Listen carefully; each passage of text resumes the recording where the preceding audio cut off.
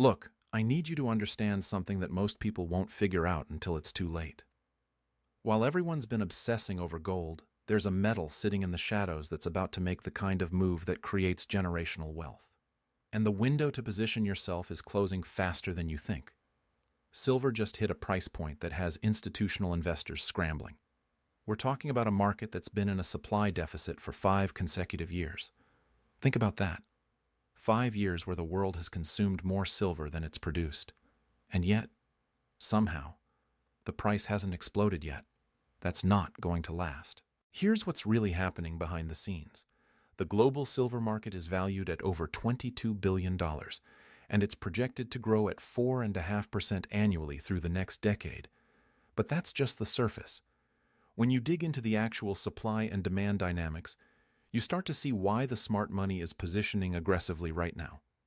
Industrial demand for silver is absolutely exploding.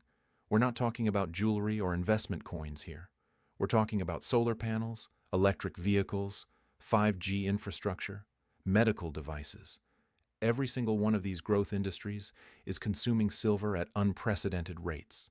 A single solar panel uses about 20 grams of silver. The world installed over 400 gigawatts of solar capacity last year alone. Do the math on how much silver that requires. And here's the kicker. Unlike gold, which sits in vaults doing nothing, silver gets consumed. It gets used up in industrial applications where it can't be economically recovered. Once it's in that solar panel or that circuit board, it's gone. The above-ground stockpiles that used to buffer supply shortages, they've been drawn down to critically low levels. Let me paint you a picture of what this supply deficit really means. Imagine you're running a business where you're selling more product than you can make, year after year. Eventually, you run out of inventory. Eventually, prices have to rise to balance the equation. That's exactly where we are with silver. The deficit isn't getting smaller. It's getting worse. Central banks around the world are diversifying away from dollar-denominated assets. You've probably heard about the BRICS nations and their push for alternative reserve currencies. What you might not know is that silver plays a crucial role in this shift. While gold gets the headlines, silver is the monetary metal that's actually affordable for broader populations. When currency crises hit, regular people don't run to gold at thousands per ounce. They run to silver. There's a historical pattern here that's impossible to ignore. In every major monetary crisis over the past century, silver has outperformed gold on a percentage basis. During the inflation crisis of the late 70s, gold went from $35 to over $800. Impressive, right? But silver went from $1.50 to $50. That's a 33 times return versus a 23 times return for gold. Now, I'm not saying we're going to see those exact multiples again, but I am saying the setup is remarkably similar. We have massive monetary expansion, currency debasement, geopolitical instability, and a supply deficit in a critical industrial metal that also happens to be money.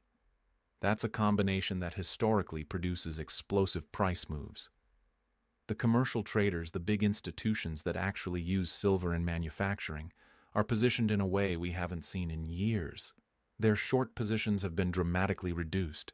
These are the players who typically suppress prices to secure cheap supply for their operations. When they step back, it removes a major source of selling pressure. And right now, they're stepping back. Let's talk about what's happening in the physical market versus the paper market. The COMEX, where silver futures trade, shows one price, but try to actually buy physical silver in size, and you'll pay a significant premium over that paper price. That spread, that disconnect between paper and physical, is telling you something important. It's telling you the paper market is divorced from reality. It's telling you there's not enough physical metal to satisfy actual demand at current prices. I want you to think about your family's financial future for a moment. Not next month or next year, but 10, 20, 30 years from now. What are you building that will actually preserve purchasing power through whatever economic storms are coming? Your dollars in the bank are losing value every single day to inflation. Your stocks are tied to a system that's increasingly fragile. Your bonds are paying negative real yields after inflation. Quick aside here because this is important. If you're sitting on $100,000 or more in retirement accounts, there's a strategy you need to know about. You can actually hold physical precious metals inside an IRA without triggering taxes or penalties. I put together a comprehensive guide on how this works. It's in the description below. Covers the whole process, the rules, the custodians, everything. Worth checking out if you're serious about protecting your retirement wealth with tangible assets. Anyway, back to why silver specifically is positioned for this massive move. The gold to silver ratio, which measures how many ounces of silver it takes to buy 1 ounce of gold, is still historically elevated. Right now, it's hovering around 80 to 1. The historical average is closer to 60 to 1. When this ratio reverts to the mean, and it always does eventually, silver either has to rise faster than gold, or gold has to fall. Given the monetary environment we're in, which scenario seems more likely? There's also something happening in the mining sector that most people aren't paying attention to. Primary silver mines, mines that extract silver as their main product, are becoming increasingly rare. Most silver production today comes as a byproduct of copper, lead, and zinc mining. When those base metal prices are weak, silver production drops, even if silver prices are strong. The miners can't just turn on more silver supply in response to higher prices. The supply response is broken, and the capital expenditure required to bring new silver mines online. It's massive and takes years. We're talking about a 7 to 10-year timeline from discovery to production for a major silver deposit. Even if companies started aggressive exploration programs today, that new supply wouldn't hit the market until well into the next decade. Meanwhile, demand is growing right now. Let me tell you about something that happened in the market recently that should have everyone's attention. There was a massive delivery request on the COMEX. Physical silver, not paper contracts. The kind of delivery that actually drains the exchange's inventory. The COMEX had to scramble to source the metal. They had to pull from every available stockpile. And this wasn't even that large of a delivery in the grand scheme of things. What happens when multiple large players decide they want physical delivery simultaneously? The answer is a squeeze. A short squeeze in the paper market combined with a physical shortage. Prices would gap up violently. And here's the thing about silver. The market is small enough that it doesn't take massive capital flows to move the price dramatically. The entire above-ground investment silver market is a fraction of the size of major tech stocks. When real money starts flowing in, the price can move fast. Think about the psychology of what's coming. Right now, most investors are complacent. They think the system is stable. They think their dollars are safe. They think inflation is under control. But there's a growing awareness, a creeping realization that something is fundamentally broken in the monetary system. When that awareness reaches critical mass, when the crowd suddenly wakes up to the reality of currency debasement, where do you think they're going to run? They're going to run to tangible assets. They're going to run to things that can't be printed, that can't be debased, that have intrinsic value. And silver, with its dual role as both an industrial metal and a monetary metal, is going to be at the top of that list. It's affordable enough for regular people to accumulate in meaningful quantities. It's recognized globally as money, and it's in a supply deficit. There's a concept in markets called reflexivity. It's the idea that perception shapes reality, which then reinforces perception. When silver starts moving higher, it attracts attention. That attention brings in new buyers. Those new buyers push prices higher. Higher prices attract more attention. It becomes a self-reinforcing cycle, and in a small market like silver, these cycles can be explosive. I want to talk about the geopolitical dimension for a moment, because it's crucial to understanding where this is headed. The world is fragmenting into competing economic blocks. The dollar's dominance as the global reserve currency is being challenged in ways it hasn't been since World War II. Countries are settling trade in their own currencies. They're building alternative payment systems. They're accumulating gold and silver as insurance against dollar devaluation. This isn't conspiracy theory. This is official policy from major economies. China has been accumulating precious metals for years. Russia has dramatically increased its gold and silver reserves. India, with its massive population and cultural affinity for precious metals, is a huge source of demand. These aren't short-term trades. These are strategic, long-term positions based on a view that the current monetary system is unsustainable. And they're right. The math doesn't work. The debt levels don't work. The unfunded liabilities don't work. Something has to give. And when it does, when the next crisis hits, and central banks respond with even more money printing, even more currency debasement, the flight to tangible assets is going to be unlike anything we've seen before. Here's what most people don't understand about wealth preservation. It's not about getting rich quick. It's about positioning yourself ahead of major structural shifts in the economy. The families that built lasting wealth over generations did it by recognizing these shifts early and positioning accordingly. They bought land when everyone else was chasing stocks. They bought gold when everyone else thought the dollar was invincible. They bought assets that would hold value through crisis. Silver is that kind of opportunity right now. It's not a speculation. It's not a gamble. It's a strategic position in a hard asset that's in a structural supply deficit, with growing industrial demand, in an environment of currency debasement and geopolitical instability. That's about as good as it gets for a long-term wealth preservation play. Let me give you some specific numbers to think about. If silver just returns to its inflation-adjusted high from the early 80s, we're talking about a price north of $150 per ounce. That's a multiple of current prices.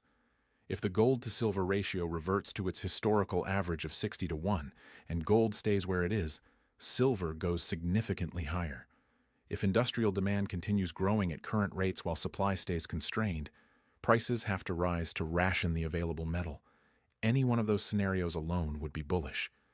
We're looking at all three happening simultaneously. The supply deficit is real and getting worse. The monetary environment is deteriorating.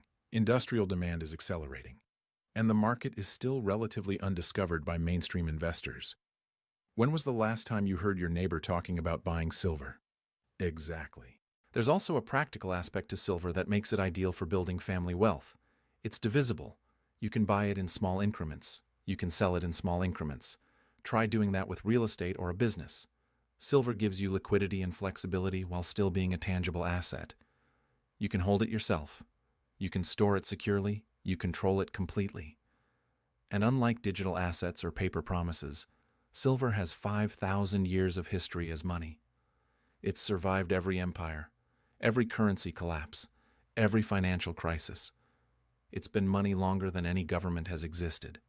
That kind of track record matters when you're thinking about preserving wealth across generations. The smart money is already positioning.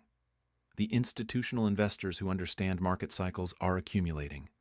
The family offices that manage generational wealth are allocating. The question is, are you going to wait until everyone else figures it out and prices have already moved, or are you going to position now while the opportunity is still available? Think about what you're leaving for your children and grandchildren. Are you leaving them paper promises that can be inflated away, or are you leaving them tangible assets that will hold value no matter what happens to the monetary system? That's the real question here. That's what building a family legacy is actually about. The supply deficit is entering its 5th year. Industrial demand is accelerating. The monetary system is showing cracks. The geopolitical environment is deteriorating. The paper market is disconnected from physical reality. The mining supply response is broken. The gold-to-silver ratio is elevated. The price is still historically reasonable. Every single one of those factors points in the same direction.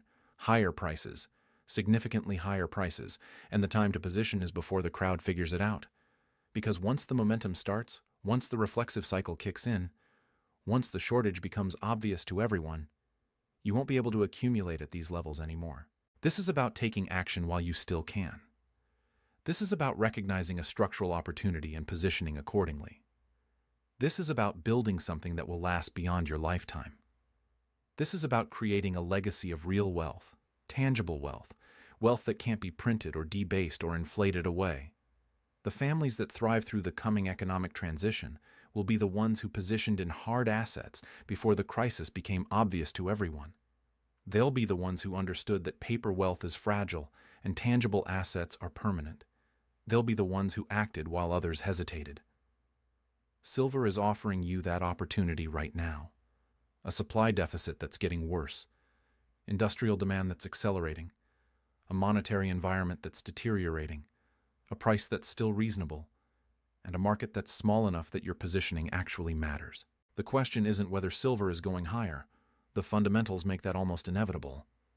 The question is whether you're going to take action now or whether you're going to look back in a few years and wish you had, because this window won't stay open forever. Supply deficits eventually resolve through higher prices. That's not a prediction. That's just math. Start building your family legacy today. Position in real assets. Protect your wealth with tangible value. And do it while the opportunity is still available, because the clock is ticking, the deficit is growing, and the smart money is already moving.